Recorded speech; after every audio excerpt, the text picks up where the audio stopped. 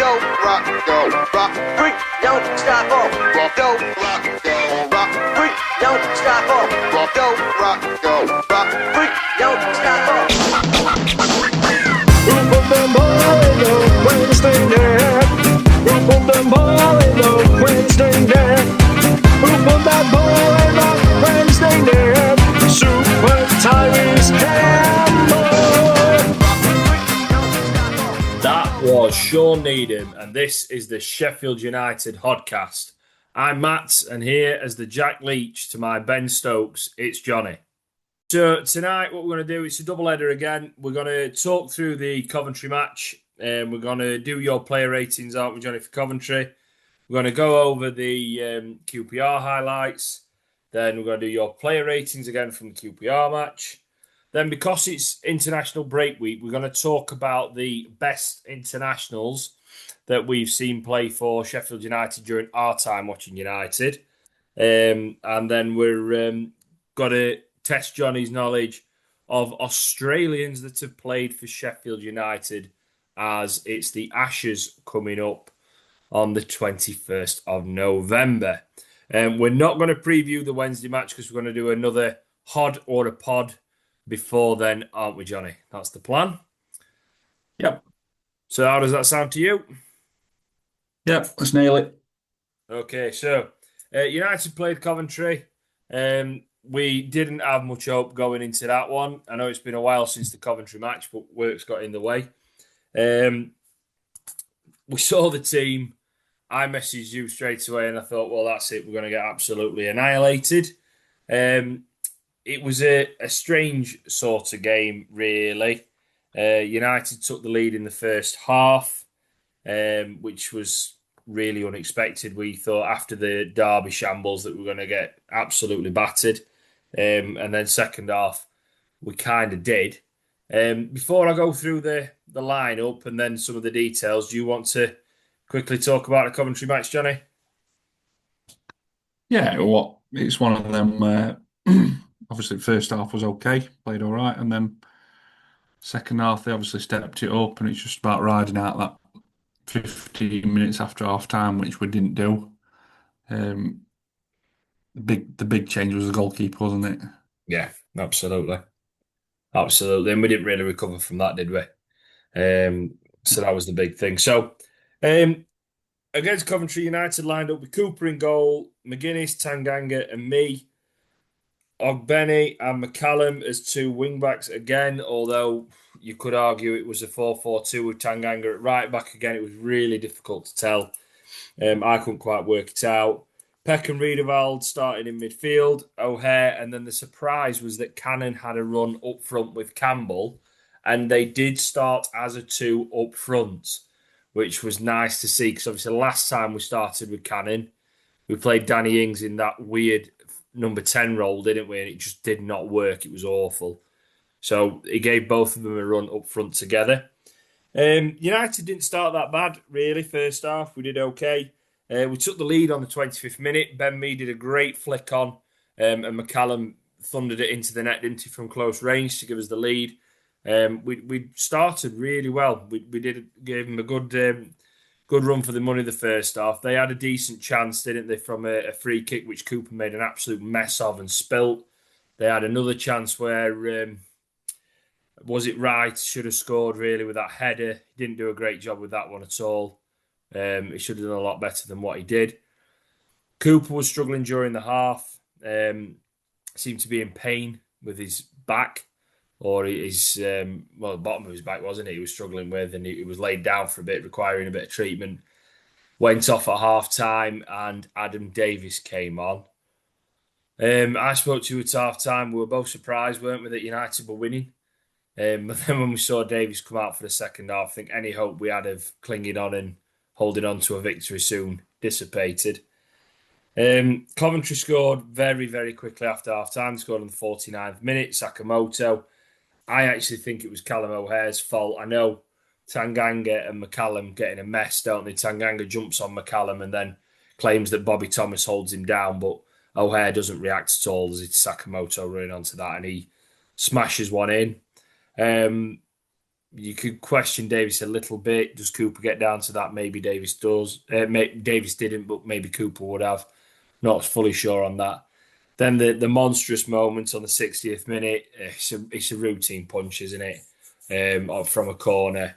Davis comes flying out, gets nowhere near the ball, misses it completely, and Thomas scores off his shoulder, doesn't he? Just floats over the line gently into the back of the net. United huffed and puffed. Weren't going to get back in it. We brought Tom Davies on, which is the notable sub for me.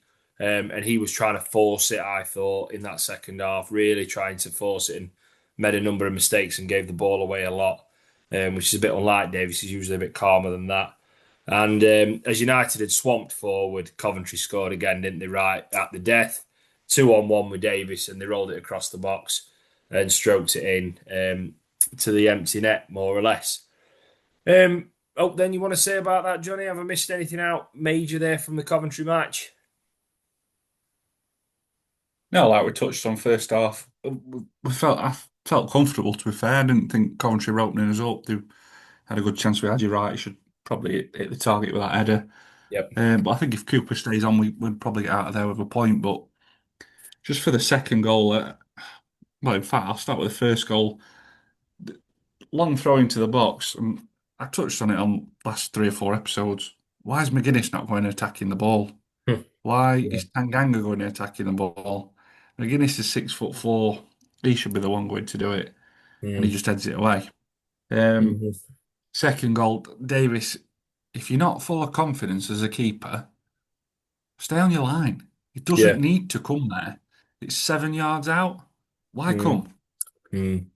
Just Yeah.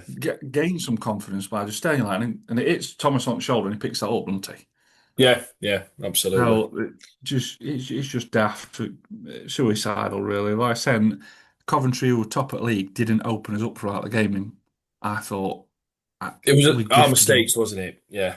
We gifted them, yeah, and a long throw, and then obviously a counter in last minute. But yeah, there were some positives from the first half, but ultimately it was another defeat, weren't it?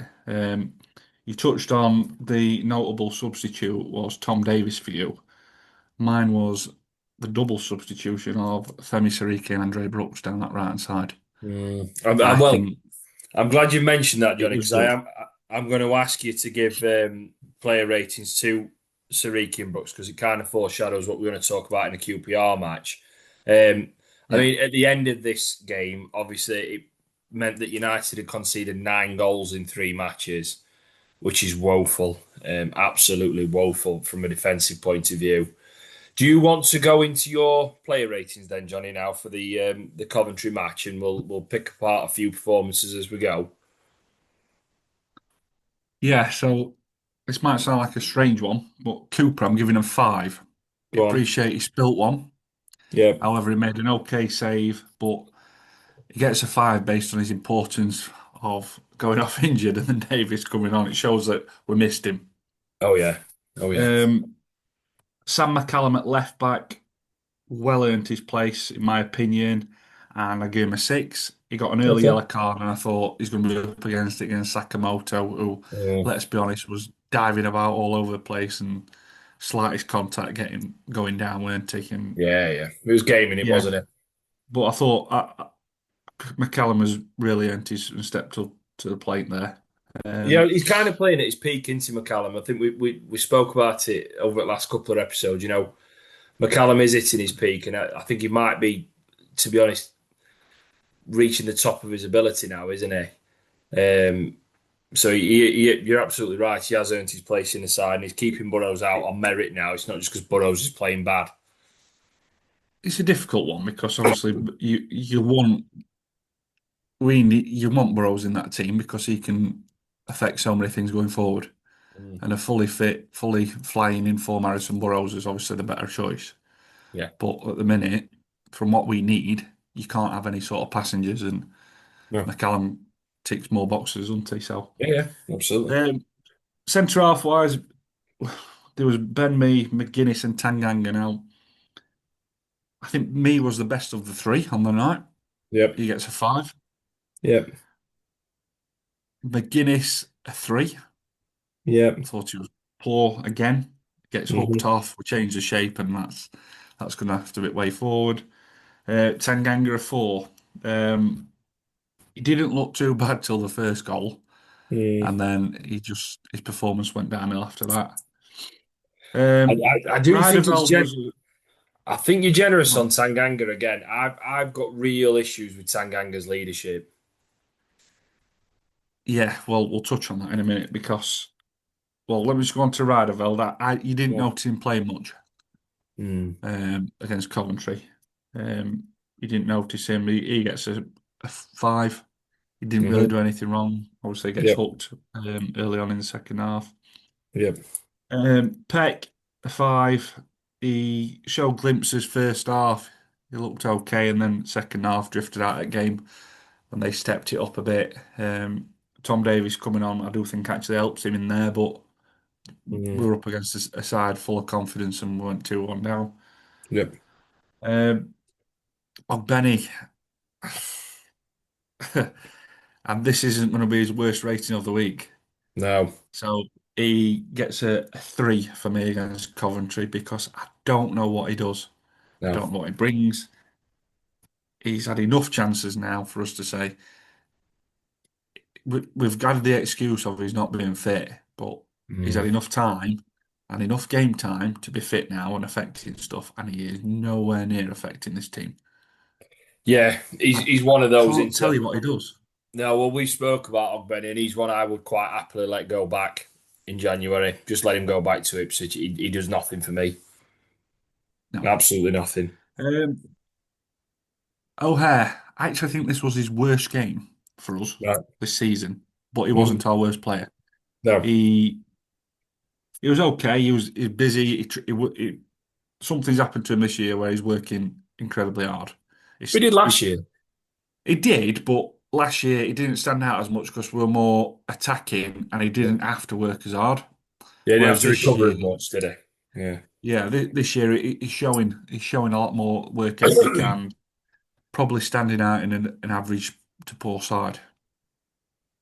Um, Cannon and Campbell. I mean, I've had a conversation with a few people that said Cannon were all right, but what did he do? He made a couple of runs, he had a Mm. couple of all right touches, but that's what's expected of you.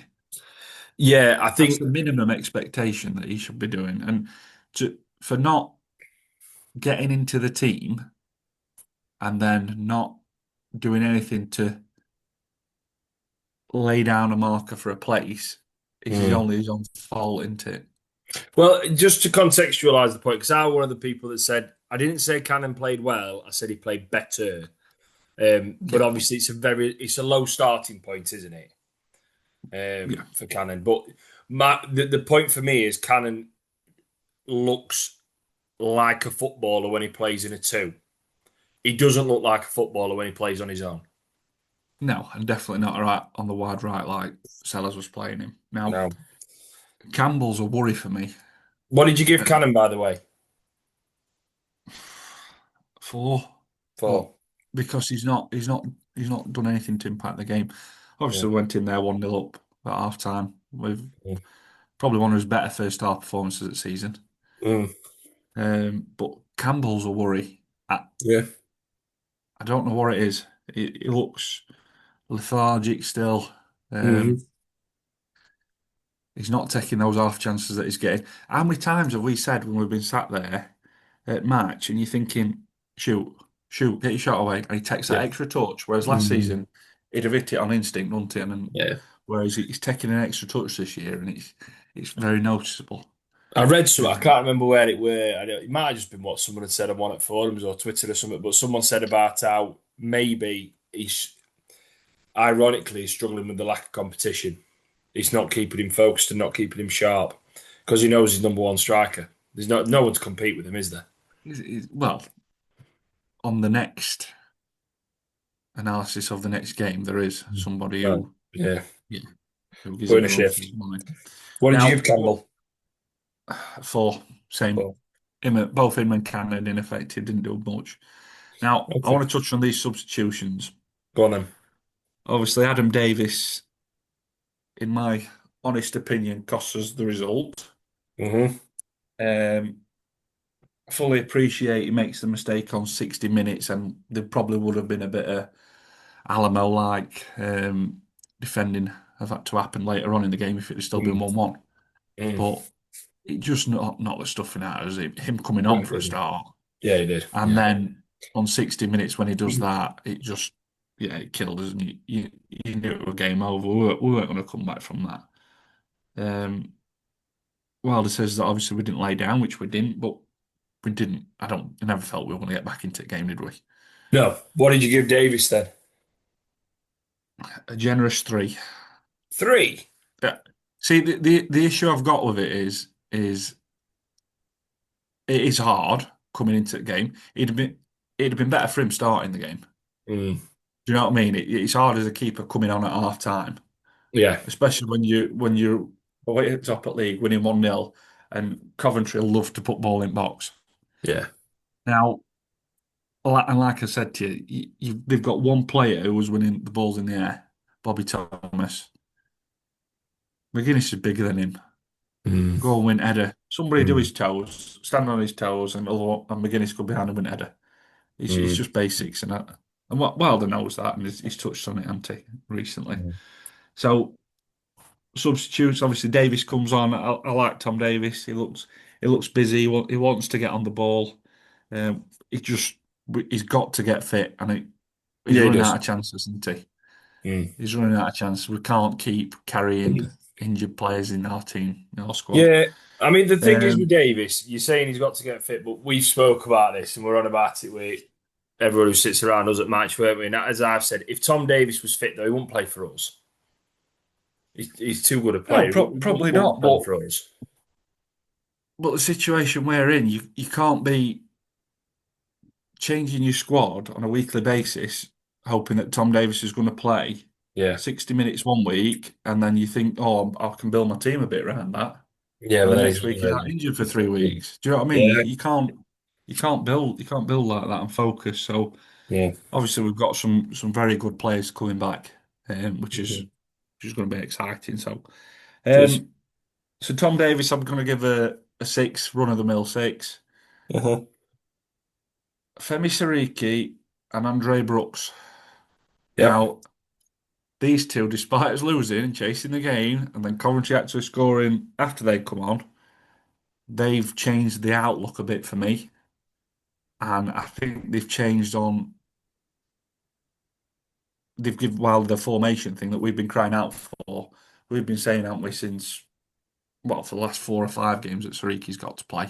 Oh yeah. Yeah. He's only right back at club. He gives you that different dynamic, and it gives you that greater balanced team. Mm. And I actually think Sariki coming on made soften the blow for me because it gave us a bit of light at the end of the tunnel for Saturday for the game. Yeah, bit of hope, weren't it, for Saturday? Yeah. That obviously the first time he's been in and around the squad since Wilder's been back into Mm. that Yeah. Coventry one, and then yeah. So and then obviously linking up with Brooks on that side, which they did quite a lot last season, Mm. towards the end of last season, didn't they? So yeah, that was positive. I'd actually give Sariki and Brooks both a 6 as well. Hmm. Yeah, I think you're right. I saw on a lot of ones in terms of cameos. I think the Pin should actually give him Sariki more or less man of the match for coming on.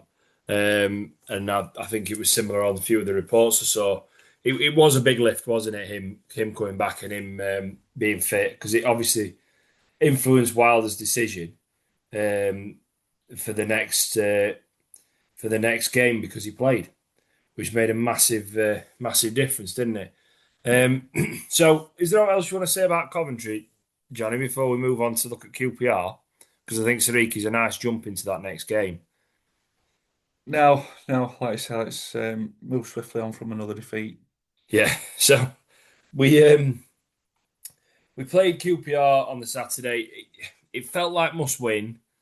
We didn't. We drew 0-0. Spoiler. United rang in the changes for this one.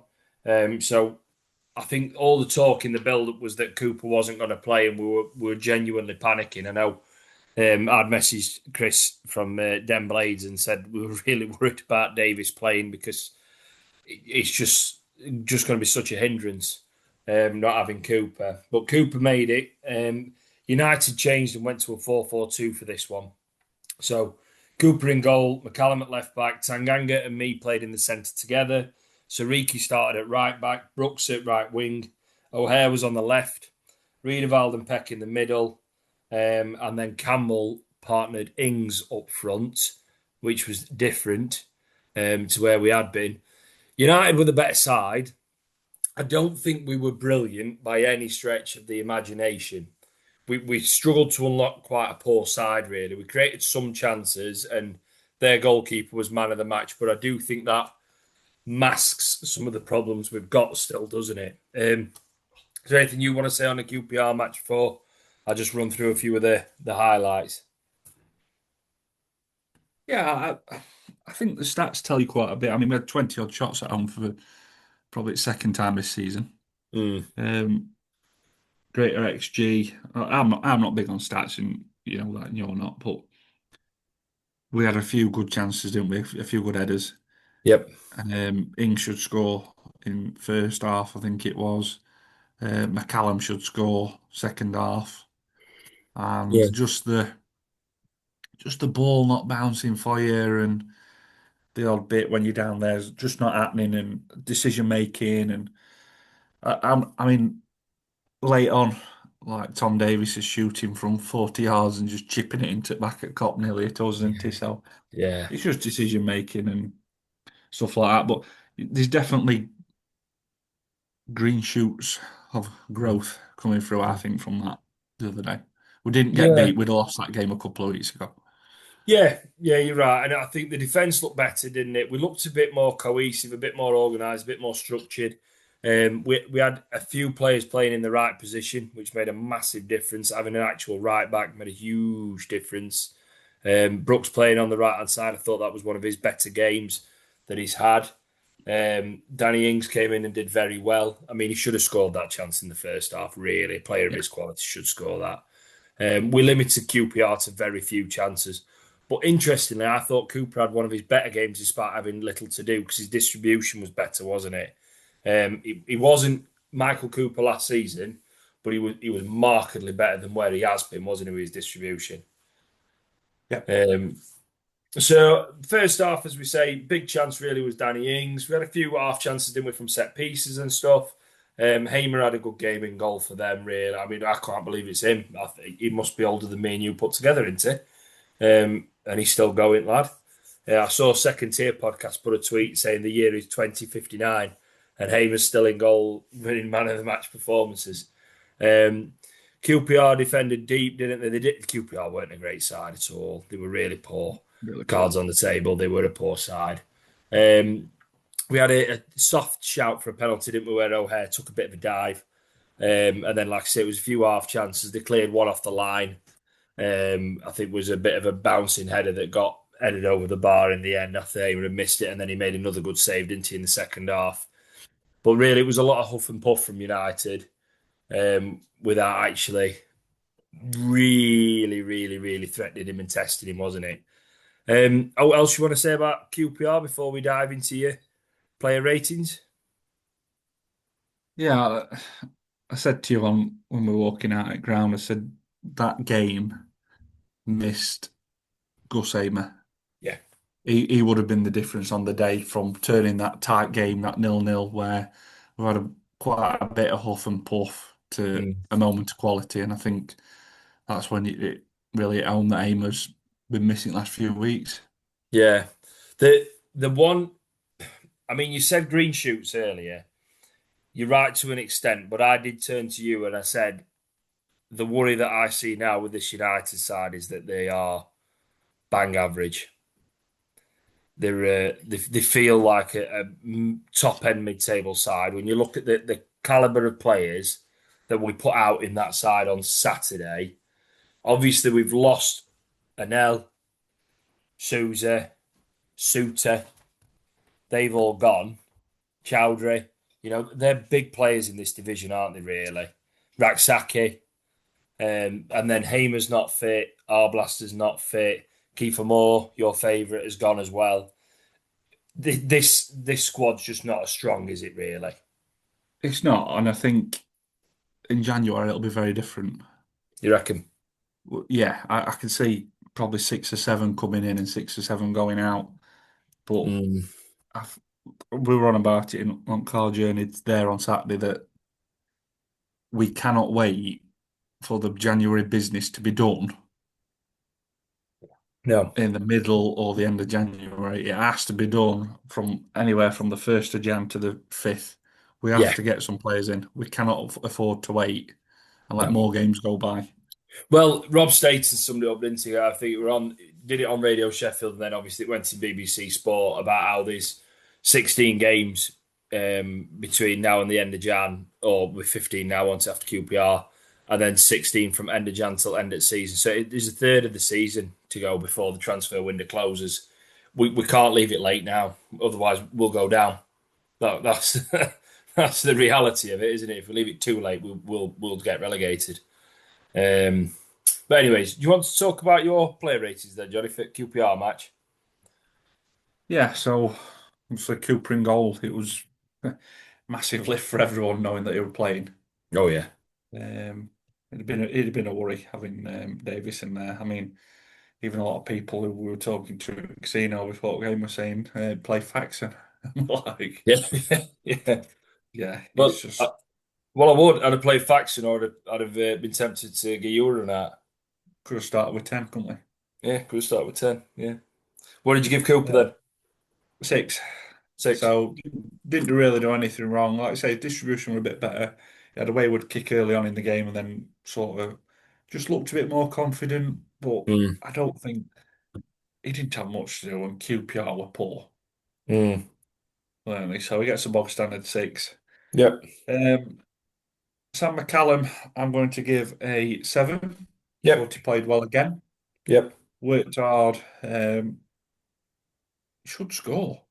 Yeah. He had a couple of chances over the last couple of games, and yeah, he should have scored on Saturday against QPR.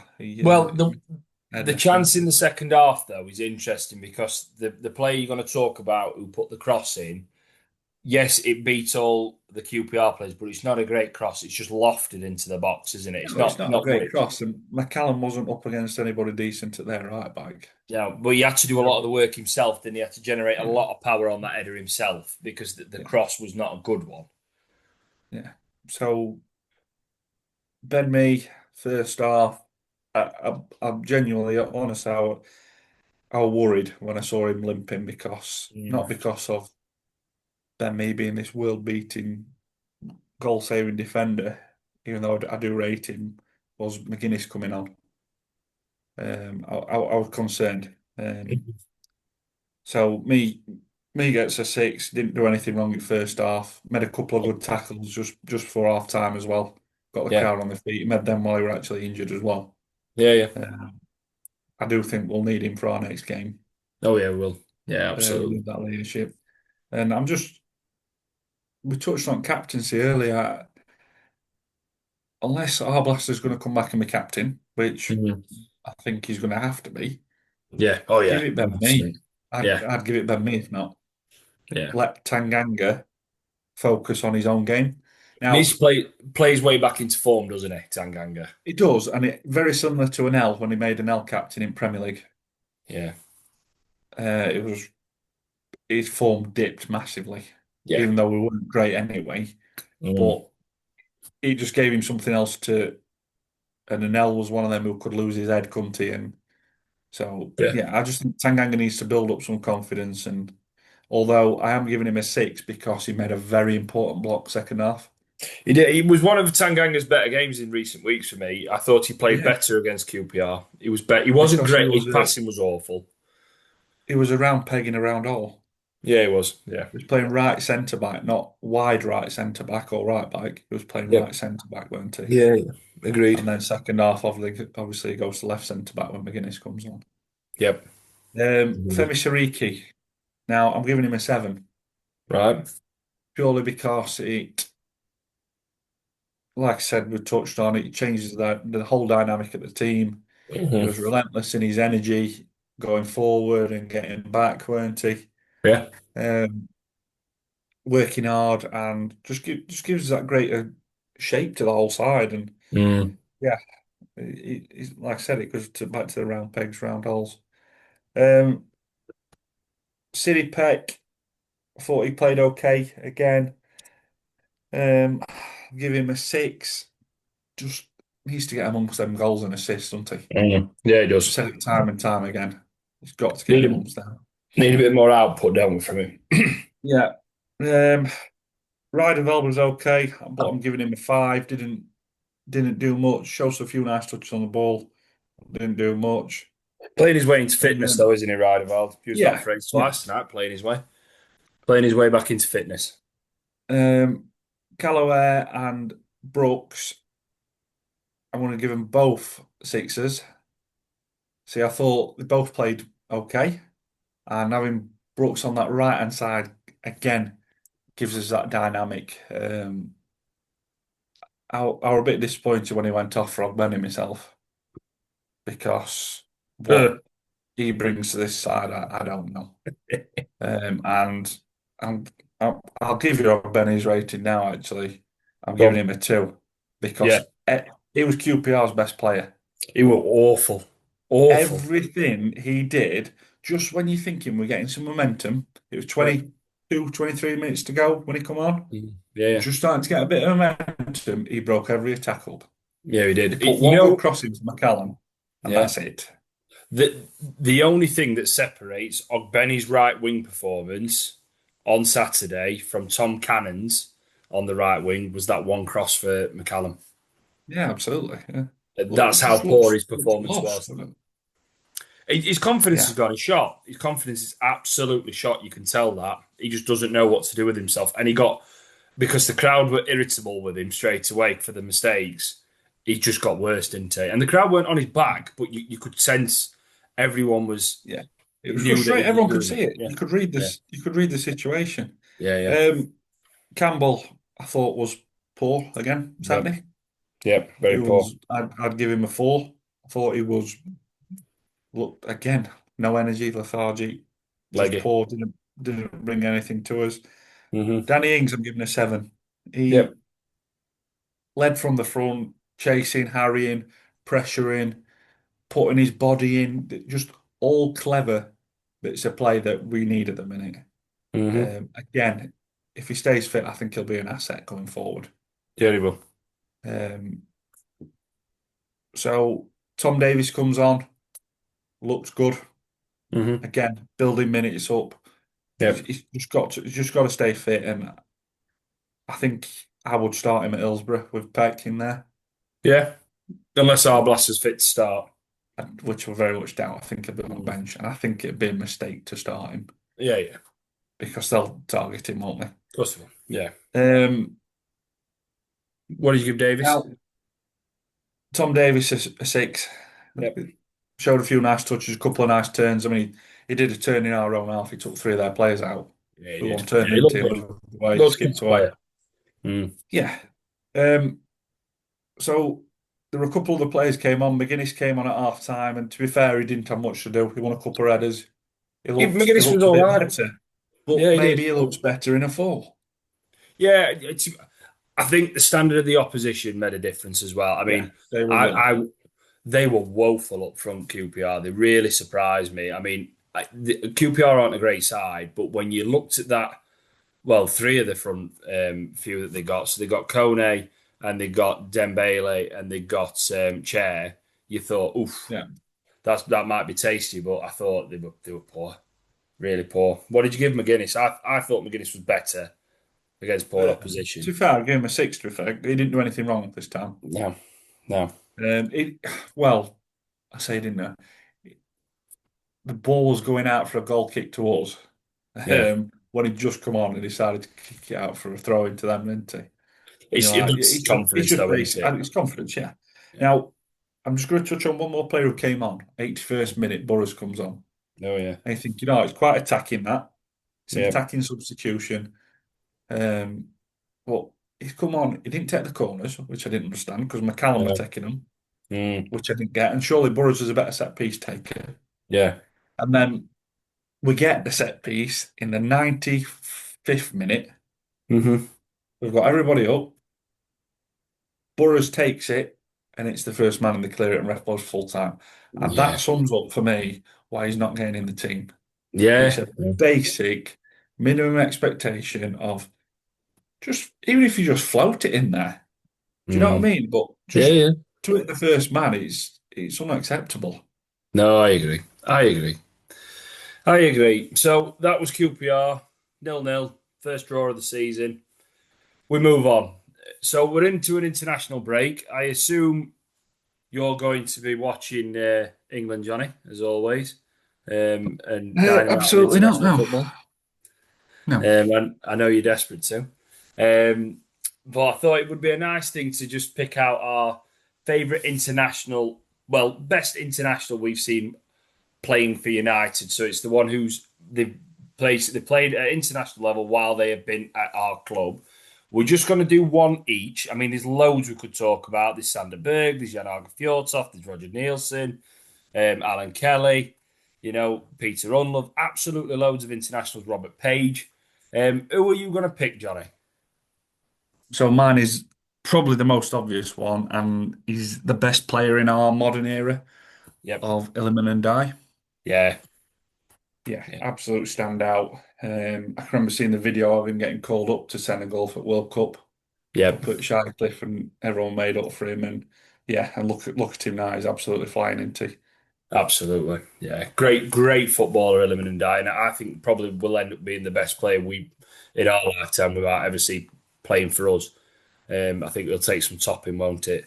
Illiman and Die. Great footballer. I've gone left field with my choice. I've gone for a centre half and I've gone for Shaun Murphy. Now, people may not know Shaun Murphy. Murphy had a strange career with United in that we signed him in about 1999. He played in that transitional era of Warnock. And he fell out of favour, didn't he, after the Confederations Cup? So he played in the Confederations Cup for Australia, scored against Brazil, scored a winner when Australia finished third. And famously came back, demanded a new contract and a pay rise. So Warnock did what Warnock does, fell out with him and shipped him off on loan. But then Murphy came back and he played 50 games in that triple assault season, which I always forget. But why I picked Shaun Murphy as well is Murphy, like Harry Souttar, was great in the air, despite not being anywhere near as big as Harry Souttar. But he was such a threat, wasn't he, for us from set pieces, Shaun Murphy. And I thought it'd be a little challenge for you, Johnny, seeing as Murphy was an Australian and we've got the Ashes coming up. How many Australians can you name that have played for Sheffield United? Go. Now, obviously, you've named two in Murphy and Harry Souttar. Yep. The more recent ones, we've got David Carney. Yep. There was a goalkeeper called Frank Talia. Yeah, he didn't play many games though, did he, Frank Talia? And I'm going to tell you one that you will not even remember. Go on. We had a defender on loan from Aston Villa called Shane Lowry. Yes, we did. He played awful for us. He was in that awful side, wasn't he? We got relegated, yeah. Yeah, we did, yeah. Yeah. Any others you can remember? You're going to Older tell me the ones. last one. Was it Doug Hodgson?